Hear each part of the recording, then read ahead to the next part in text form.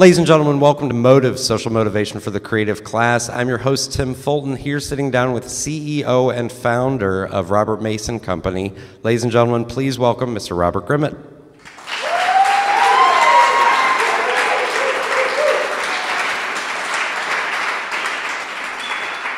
For those that don't know the backstory, tell us about how Robert Mason got started. So it's a very long story, so I'm going to paraphrase it for you.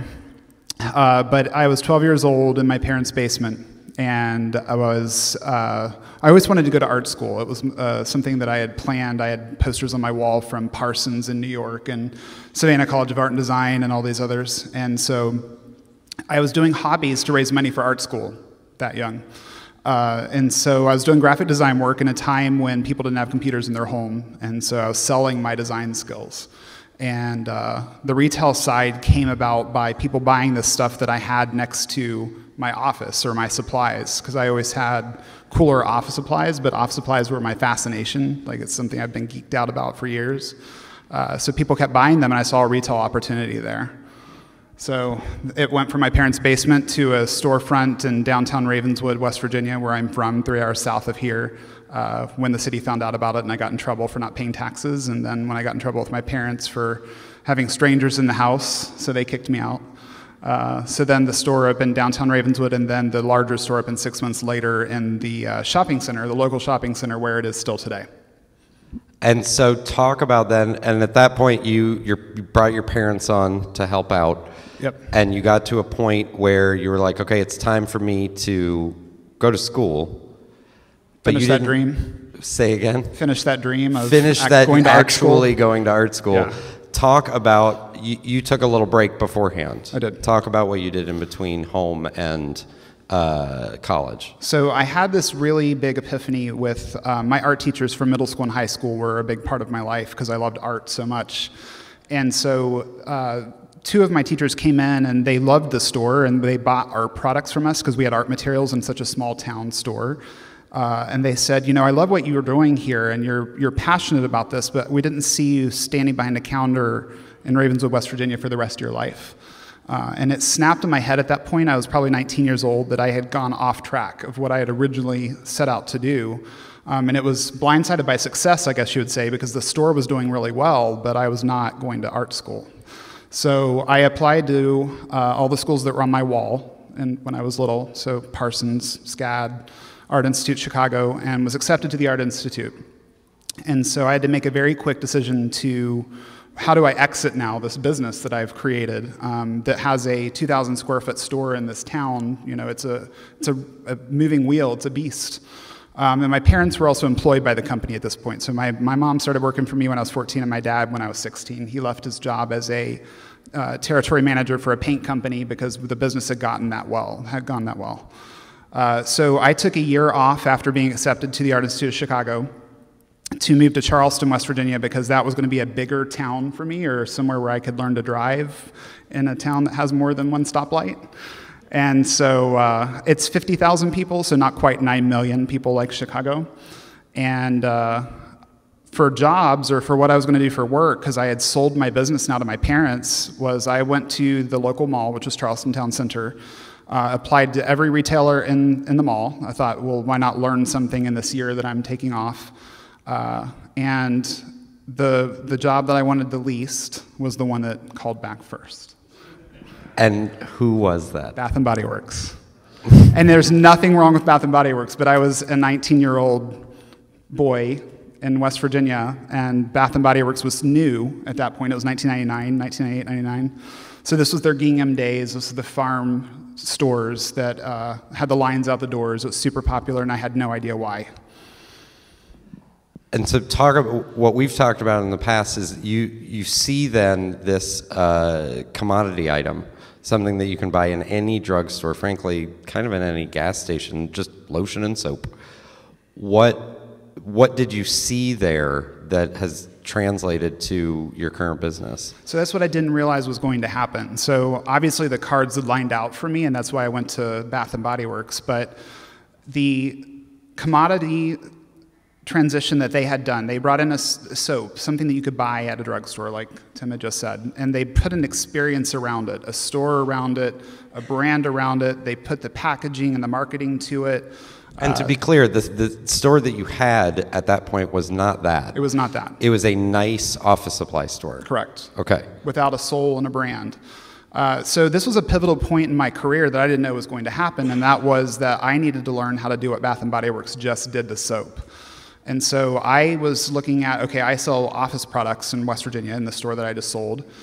Razor thin margins, fighting Office Max, Office Depot, and Staples that is rapidly bulking and commoditizing office products. And I thought, how do I do that to office supplies? How do I do what Bath & Body Works did to soap and office supplies? So during my time at Bath & Body Works, I changed my majors in school at the Art Institute to be visual communication and graphic arts and a minor in architecture because I wanted to be able to recreate what they had done. So that was my goal. And so fast forward just a little bit. I'll give a truncated version that you can correct me if I'm wrong. You went to school in Chicago. I did. You then worked for a couple of different corporations. You did some agency work for a couple of different corporations and then ended up in Columbus doing some work for the Schottenstein family. Yep, that's what brought doing me some here. work for the Schottenstein family, and you decided to stay. Yep. And you sort of got to a point where the projects were sort of done, and you had the opportunity to leave, and you did, and you started the store that was down on Gay Street. Correct. For those that aren't aware of that store, tell us about what that was and what that looked like to the consumer. So you have to imagine that I had gone to school now for, I worked for all my competitors. I was in Chicago for 10 years, so I'd left the market and I'd left the business that I had built. And so I was re-entering it. So I had left the Schottenstein family of brands to start the Gay Street store, but everything was different, and I didn't know that going into it. A lot of the brands that I had purchased from before were gone. A lot of the products that I wanted to carry were no longer made. And the materials that I wanted to use, sustainable materials, were no longer used in the categories of what we sold. So I very quickly had to convert Robert Mason into a private label brand and start making it. And that was a big, big deal to enter this category that's dominated by commodities and Office Max and Office Depot and Staples, and then figure out how to change it. So by that point, the Columbus pop-up store that was inside the Sugar Daddy store at Gay and High Street was meant to be the differentiator of what the opposite side of office supply buying could be. How do you make inspiring people fun? How do you make creativity fun? How do you, every product that you sell, make it to where people are inspired to go write or to go draw instead of just buying bulk office supplies in a warehouse store? And so it was a small pop-up store just in the corner of Sugar Daddy's, which was a brownie bakery, correct? Yep. The size of the stage. This stage. Yeah, 208 square feet. I asked you this before, and I don't know if I really got what I was satisfied as an answer from it, but you were successful in the work that you did. Yep. And you left and you started a office supply store in the corner of a brownie shop. Why? So this is what an entrepreneur does.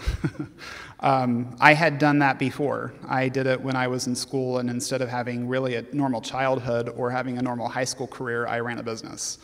And it's just in the blood. It's so deep that that's what your passion is, so that's what I had fun doing. And I might have been the weirdo to all my friends in high school, but I was the one that ran right from school to go work in my office supply store. So at the height of my career working for the Schottensteins, I jumped off the cliff and said thanks but no thanks, and parted ways in a good way to create this pop-up store because I knew that my work wasn't done with the brand, and I knew that all the things that I had learned over those years needed to now be applied to do what the Bath & Body Works had done to soap, which is what I go back to. You experienced then a setback. A couple years later, the store burnt down. A year and a month. A year and a month later. Excuse me, a year and a month ago. Yeah, a year and a month and a day later. You're not. Sorry, what was the date? April 15th. April 15th. The tax Titanic day. sank. Tax day. It's my birthday. Your birthday, really? I'm sorry. Mine's the 12th. So it's 3 days after my birthday. What do you want? So the fire happened, destroying all your inventory. What do you what do you want to say about the fire, I guess? Because I want to sort of keep it within how you're compartmentalizing it.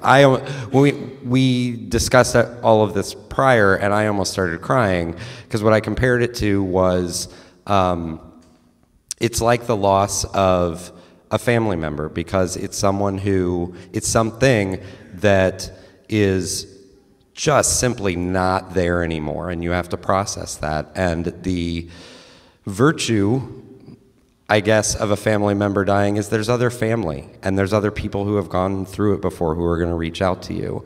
There aren't a whole lot of people who are like, I understand what it's like when you lose all of your physical assets and don't know if you can start over. It's not like your house burns down and then, oh, you go and get another house. What was that process like for you? So I think that what you said was correct. It's like a family member, but it was like a human being to me. So my goal was to save it. And so even though we lost everything in one night, we had to bounce back. And so the next morning, processing that was really difficult, because you want to wake up and say that didn't happen, but it did. So when you go to reach for, your notebook or your stapler or your tape dispenser, it's not there anymore. And so we had to really quickly figure out how to keep the brand alive in Columbus while we figured this out, which took 2 years, 2 very, very difficult years, but it was worth it. And so the store now, located in the Short North, talk about sort of, I think what we sort of gleaned over is talk about the brand of Robert Mason. So it's the hardest elevator pitch in the world to explain, but Robert Mason is a vintage-inspired lifestyle brand, and that's around our core business of office supplies. So it goes back to the brand inspiring people to create and do their best work. But we believe also that office supplies are accessories. So the padfolios that you carry, the bag that you carry, the pens that you write with, are not only an extensuation or a tool of what you're carrying, but it's also an accessory. So it's a lifestyle brand around office supplies. The closest thing to a lifestyle brand that we fit is like an Urban Outfitters, but they are apparel based, and that's what most people think when they think of a lifestyle brand. And everything that's in the curated assortment has to be approved and loved by me to get in. So we carry right now 25,000 different SKUs in our Short North store. Now that the store is sort of up and running and you've figured out, I assume, most of the problems that you're going to encounter and are able to sort of get into a cycle with it, what's next for Robert Mason? I know that you're doing some selling through Express brands. Correct. And when are you going to be able to sort of take yourself away from the register at, make it full circle. If those art teachers walked in today, what would they be telling you to go and do? I think we should invite them up. I agree.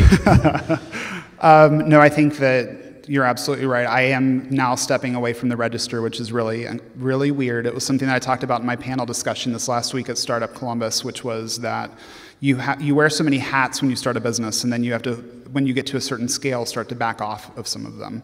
But I genuinely love the retail setting, and I love people, and I love selling office supplies. So I have a hard time stepping away from the register.